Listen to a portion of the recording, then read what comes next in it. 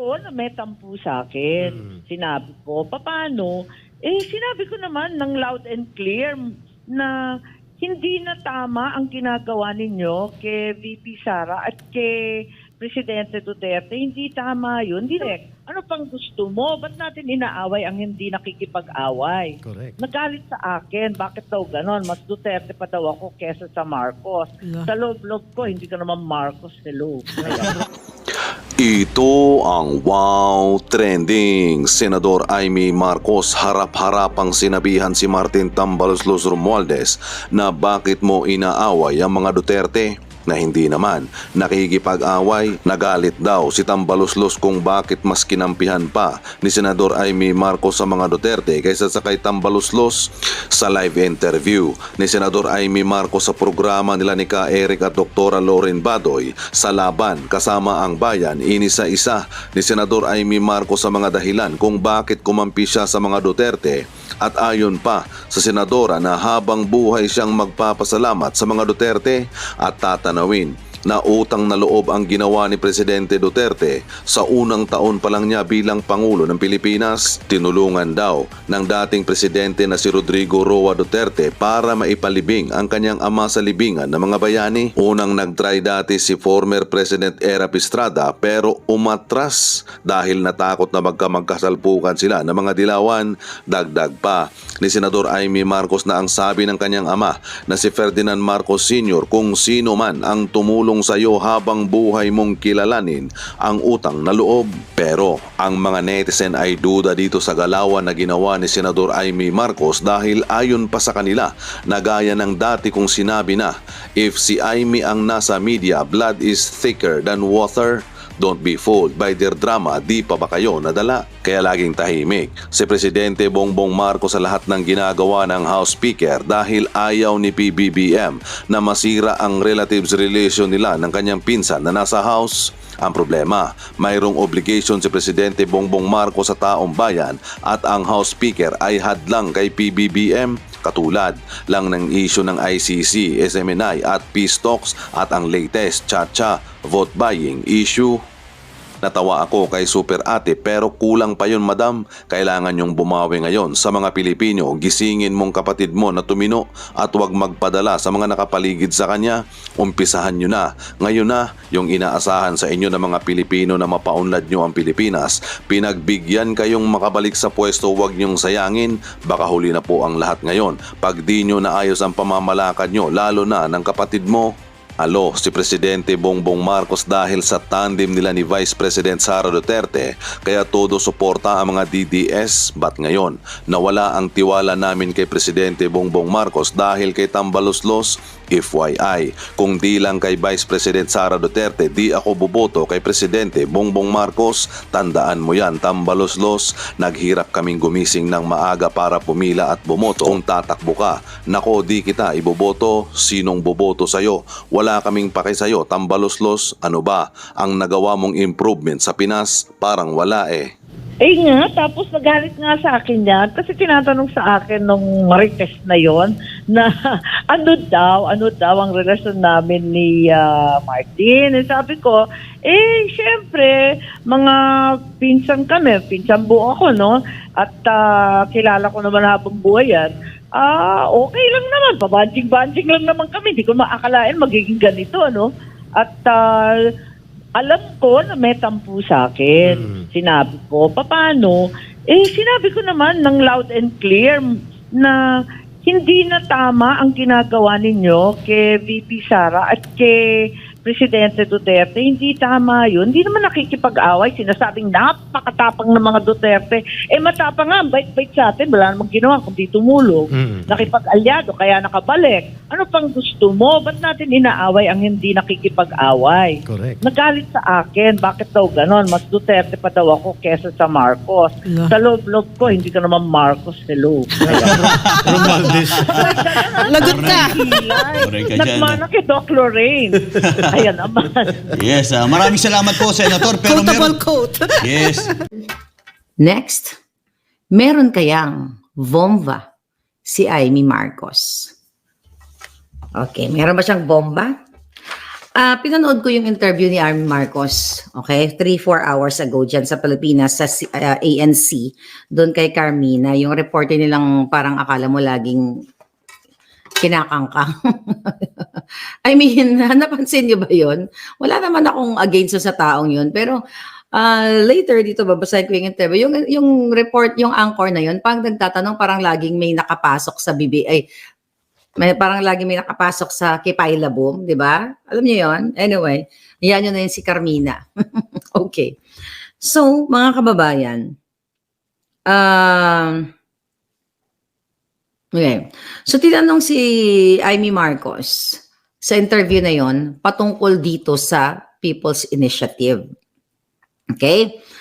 Na tinatanong ni Carmina doon na kung ano ba yung, yung tungkol sa People's Initiative, ano daw ba yung mga sinasabi ni Amy Marcos na meron siyang mga natanggap na text message na may mga bribe, may mga, not bribe, may mga offer. Yun yung ginamit nila. Yung offer na binigyan ang mga kongresista ng 2 million pesos pabaon ng Christmas bago sila mag-break and 20 million through sa mga tupad AX.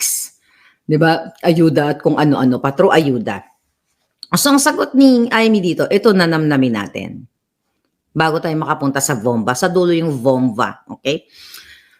Ang sagot ni Amy, sabi niya, ang facts daw, sabi niya ay nasa telepono niya.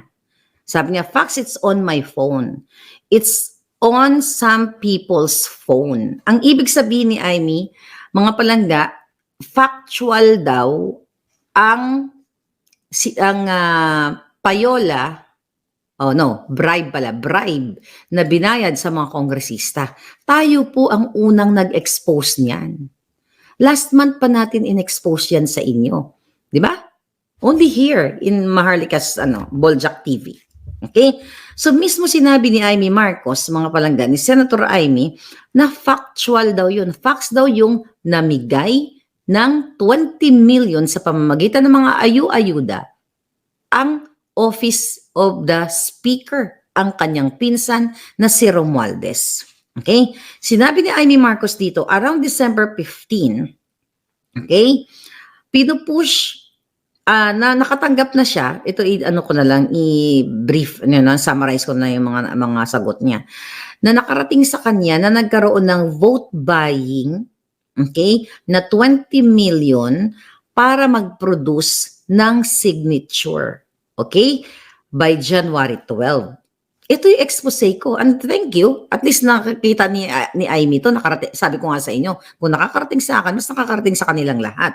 So sinabi ni Amy na may mga photograph, may mga witness, and all sorts of evidence that in fact, this offer was made. Senator Amy, I will correct you. Hindi yun offer. Bribe yun. Hindi na namang offering yun na, offeran kita ng ganito. Pagnanakaw yun. Bribe ang tawag doon, galing sa opisina ng pinsan mong tambaloslos. So it's not offer. The right word is bribe. Nakaw na pera, suhol, at galing sa pangungurap. Ngayon, this is very powerful. This is VOMVA. This is part of the VOMVA. Why?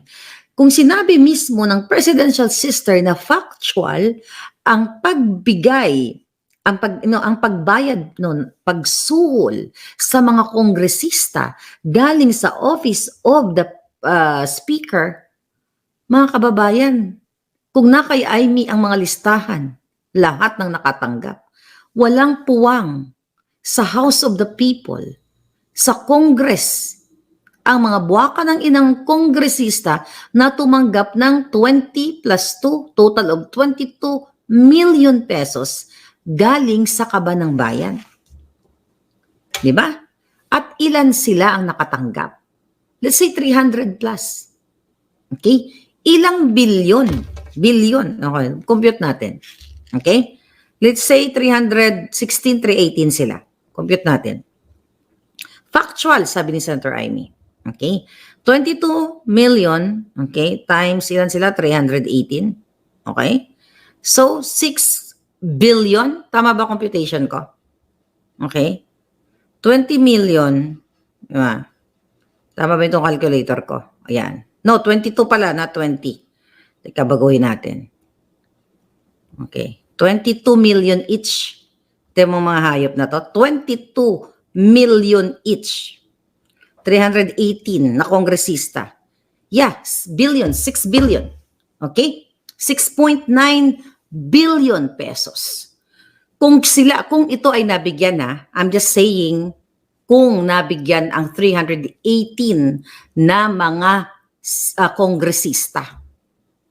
6 billion ang bribe, ang suhol, ang corrupt money na ibinigay dito sa kung binigyan sila lahat ng total of 22 million na ninakaw nila sa pondo ng Pilipino para i-push ang People's Initiative.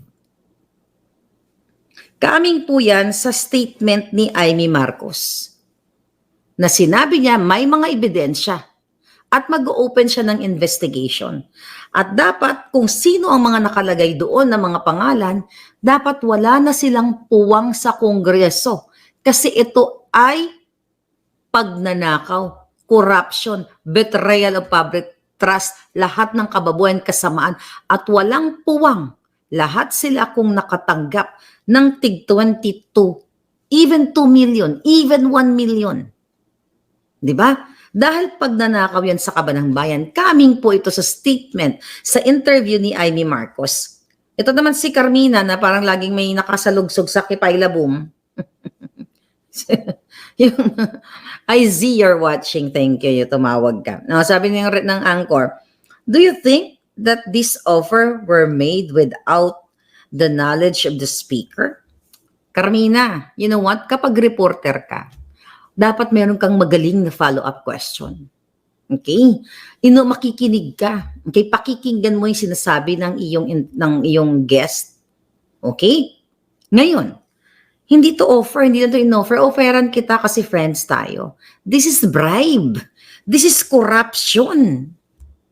Diba? Pag sinabi mo kasing offer, parang walang nangyari, diba? Parang walang nanakaw. Pero pag sinabi mo, actually pareho kayo, Senator Amy and Carmina, don't play with the words. We're not stupid here, mga palangga. That's not offer, that is bribe. Pwede mo sabihin offer na bribe. Okay? Ang sagot ni Amy dito, it's unlikely. Okay? Ang tanong, di ba? Do you think that this were made without the knowledge of the speaker? It's unlikely. So, ibig sabihin, mga palangga, may knowledge si Speaker of the House because the numbers, sabi ni Amy, the numbers, yung telephone numbers na nag-utilize, na nag-text, okay, sa mga kongresista para i-push ang signature dun sa People's Initiative ay galing, sabi ni Amy, ever from the office of the speaker. So kung coming from the VOMVA, from the statement of Amy Marcos, na nanggaling sa opisina ng kanyang pinsan na Speaker of the House, tambalos-los. Ay, sabi niya pa ito, ng tambalos-los na ang mga text messages galing sa mga abogado, sa mga staff. Dapat lahat yun, lahat ng staff ni Tambaluslos, lahat sila na nagpakalat ditong text, hindi lang nagpakalat, na nag-send at nagbigay ng bribe money, dapat sila ay mapunta sa kumukulong kumunoy at nang matapos na sila. Formula Farmer, yes, it's total of 22 million plus yung 2 million nung bago sila mag-break nung Pasko. Total of 6-point-something billion. So ngayon, sabi ni Amy Marcos dito mga palangga, in the beginning, I thought it could have just been some random text message daw, okay? But later, sabi ni Amy, I realized that they were from the office of the speaker. Okay? Staff, attorney, okay? Na talagang empleyado, sabi niya, from the speaker's office. Okay, yun ang sabi ni Amy, ha? Ito observation ko lang dito sa interviewer. Kasi kung ako ang interviewer, ito ang sabi sa akin, may mga follow-up question ako dito. Okay? So sinasabi ni Amy na sigurado siya. Ay, hindi sigurado, na based dun sa mga telephone numbers na na nag-send sa mga kongresista ay galing sa opisina ng kanyang pinsan. Ang sabi ni Carmina, okay, which brings me now to an earlier interview that you had, and this is what you said. Tinwist mo na eh. Carmina, sa reporter, nagkaroon ka na ng chance dito sa sinabi niya, di ba, nagaling mismo sa Speaker of the House ang mga text messages. Tumalon ka na kasi next na sinabi ng reporter, sabi niya, para namang, binalik niya yung sinabi ni Amy Marcos nung, I think that was couple of months ba? O just recently. Na sabi niya, ito nga, sabi niya, that will brings me now to an earlier statement mo. Sabi niya, so, ito yung statement daw ni Amy na parang, para namang, ano yung sabi niya? Napipili natin ang kamag-anak. Okay, para namang napipili natin ang kamag-anak. Sabi niya, okay naman si Martin dati. Hindi ko naman akalain na magkakaganito siya. Okay, akala ko noon ay susunod lang siya at hindi ko maintindihan kung saan nanggaling ito.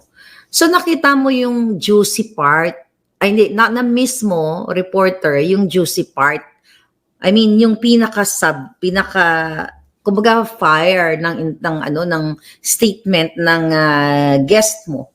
Okay? Na si Amy, na sinabi niya mismo factual na nanggagaling sa opisina ni Martin Romualdez ng Speaker of the House ang mga text messages para bigyan o alokin ng tigti 20 million pesos na pera galing sa kaban ng bayan para isuhol o i-bribe sa mga kongresista. You just ignore that. Yan ang pinaka-powerful na dapat pa yung mga follow-up. Dapat masyak ka ng bonggang-bongga. Diba? Kung ako nun, ang sasabihin ko kay Amy, so ano pang hinihintay natin, Senator Amy? Kung hawak mo ng ebidensya, idiretso mo na. Kasuhan nyo na, hindi natin. Kasi, baka matanggal si Carmina sa trabaho. Yan ang problema kapag nasa mainstream ka. Kasi binasa niya to yung sinabi ni Amy. So, ito na yung inutos sa kanya ng kanyang boss na ito lang ang tatanungin mo. Huwag ka mag-follow up. Bakit? Tinakot ba kayo ni Romualdez? Na huwag siyang idiin? Panahon na to ni Carmina ng ANC. Na dikdikin mo si Amy, not really dikdikin. You extract the juice, kumbaga. Na sinabi niya na mayroon sang factual evidence. Dapat nga, ang sasabihin ko pa kay Amy Marcoson, kasi, ay sa bagay, over the phone. Let's say, for example, magkaharap kami. O patingin nga, Senator Amy, ng mga text messages. Kung yan talaga ay factual. May mga ganon. Pwedeng kahit over the phone, pwede ko siguro sabihin sa Senator Amy, pwede bang i-forward mo sa akin yan? Okay, nang malaman naman natin. Kasi sinasabi mo factual para sa ating mga manonood, para naman makita namin kung totoong may mga text messages na nag-bribe si Martin Romualdez, yung kanyang opisina, yung kanyang mga staff, ng tig 20 million each sa mga kongresista. Wala parang may nakasalampak sa kipay ni Carmina kaya hindi makatanong. Ay, sabi niya, which brings me now. Napanood niyo ba yan? Senator, which brings me now to an earlier interview that you just said. Man, nakakaloka. Factual o factual? Alright. Tapos sabi nung, di ba, binanggit ni Amy na akala niya si Romualdez ay susunod lamang susunod lamang. So nilinaw ni Carmina, susunod sa alin? Susunod sa alin? Okay? Sabi ni Amy, susunod sa kumpas ng presidente. Sinabi na nga ng presidente, si Kuting nga, yung kapatid niya, na wag munang tutukan niyang tsa-tsa. Okay? At marami pa tayong mga problema. Bakit naman hindi sinusunod ang sinasabi ng presidente, di ba? Napaka-divisive yan, di ba? Sabi ni presidente. Hindi pa rin sumunod. Sabi ni Amy, ngayon, sabi niya ni Amy, ayun, yung signature campaign na yan. Tapos ang mga public works pala, mga public works contractor naman, naging katuwang nila na magpapirma-pirma niyang mga People's Initiative na yan, sabi ni Amy. Sabi niya, so, yan, itigil na yan. Kasi divisive yan, makapaghati-hati daw sa ating mga Pilipino.